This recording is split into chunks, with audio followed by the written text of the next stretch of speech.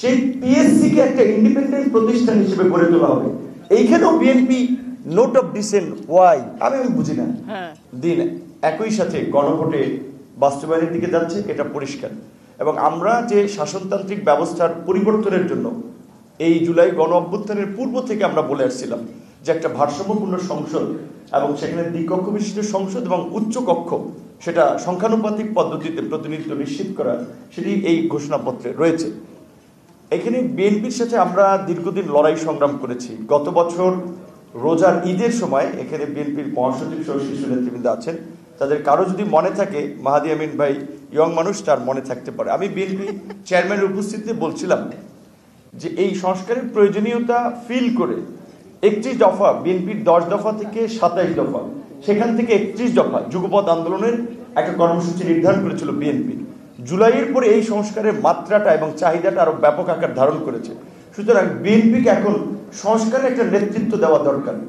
এটা পরিষ্কার যে আওয়ামী লীগ এবং বিএনপির সময়ে যেমন এনপি আওয়ামী লীগ থেকে অনেক মানুষ বিএনপি না করলেও বিএনপিকে সমর্থন করত, এই মুহূর্তে কিংবা গণ অভ্যুত্থান পরবর্তী সময়ে একটা সুসংগঠিত রাজনৈতিক দল হিসেবে, রাষ্ট্র পরিচালনার সক্ষম দল হিসেবে বিএনপির বাইরে আমাদের সামনে বিকল্প কিছু না থাকায় আমরা কিন্তু সবাই বিএনপিকে সেইভাবে সমর্থন করেছি। কিন্তু বিএনপি অনেকখানি দুর্বলতার পরিচয় দিয়েছে, অনেকখানি ব্যর্থতার পরিচয় দিয়েছে সংস্কারের প্রশ্নে নেতৃত্ব দিতে। যেমন আমি একটা কথা বলছি, আমি তরুণ, আমি ছাত্র থেকে আন্দোলন করেছিলাম কেন? বিসিএসকে ফেয়ার করার জন্য। ওই বিসিএস এর ফেয়ার আন্দোলনই কিন্তু শেষ পর্যন্ত এই সরকার পতনের আন্দোলনে পরিণত হয়েছে।